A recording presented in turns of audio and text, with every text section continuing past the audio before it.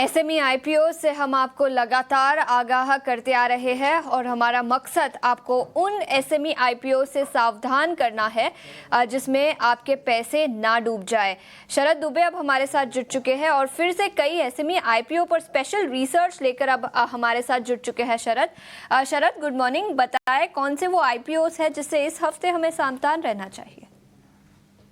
3 SME IPO जो हैं खुल रहे हैं अगले हफ्ते, और इन आईपीओज में इंपॉर्टेंट क्या कंसर्न्स हैं या व्यूज़ हैं वो हम लेके आते हैं आरएचपी के एनालिसिस करके। सबसे पहले एसएमई आईपीओ मंडे को खुल रहा है सैचीरोम, जून 9 को। इनके मर्चेंट बैंकर्स हैं जीवाईआर एडवाइजर्स। यहाँ पे इनके कंपनीज के अगर लार्ज पीएस की बात करें तो एसएच केलकर और प्रीवी स्पेशलिटी है, जिनके फाइनेंशियल्स और बैलेंस शीट स्ट्रेंथ भी जो है ज़्यादा बेहतर है इस कंपनी से। आईपीओ जो है एक्सपेक्टेड है कि इंडस्ट्री टेलविंड आ रहा है, तो शायद इस आईपीओ जो इस सेगमेंट में आ रहा है फ्लेवर फ्रेग्रेंस सेगमेंट का।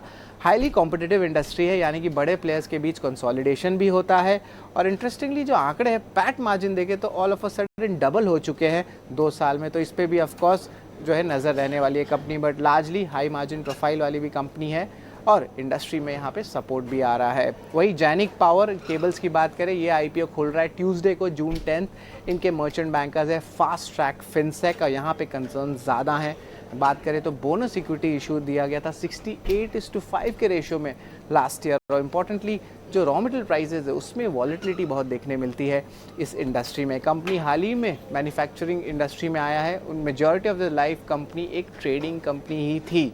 रॉड मैन्युफैक्चरिंग कैपेसिटी की बात करें, जो यूटिलाइजेशन है वो सिर्फ 60% ही है अभी, मतलब टोटल फैक्ट्री यूटिलाइजेशन की बात करें तो। और इन्वेंट्री लेवल्स ये कॉज ऑफ कंसर्न ज़रूर है, 60% बढ़ चुका है ईयर ऑन ईयर बेसिस पे, और ये आंकड़ा 22 करोड़ रुपए का आ गया है। कैश फ्लोस की बात करें तो नेगेटिव है पिछले 3 साल में।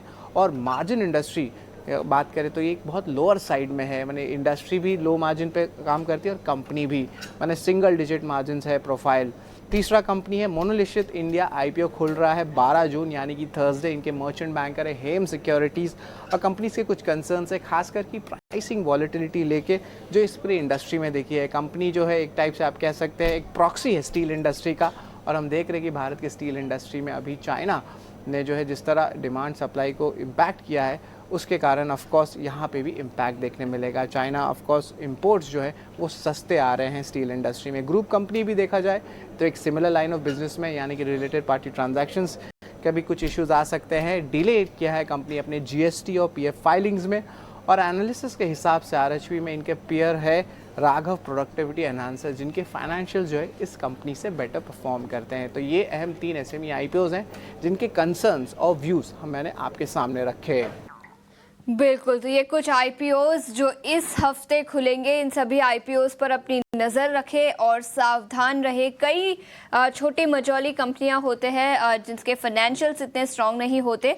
शरद, शुक्रिया पूरी डिटेल्स के साथ हमारे साथ जुड़ने के लिए। तो प्राइमरी मार्केट्स में इस हफ्ते काफ़ी एक्शन दिखेगा, लेकिन याद रखें पिछले हफ्ते शुक्रवार को आरबीआई की मॉनेटरी पॉलिसी थी जिससे करीब 100 बेसिस पॉइंट का रेट कट सीआरआर को लेकर निकल कर आया। रिपो रेट करीब 50 बेसिस पॉइंट से घटाए, तो कई सारे बड़े फैसले शुक्रवार को निकल कर आए जिसके चलते real estate sector, consumer discretionary, auto, banking और फाइनेंशियल सर्विसेज सेक्टर, तो कई सारे सेक्टर्स पर शुक्रवार के सत्र में फोकस भी रहा था।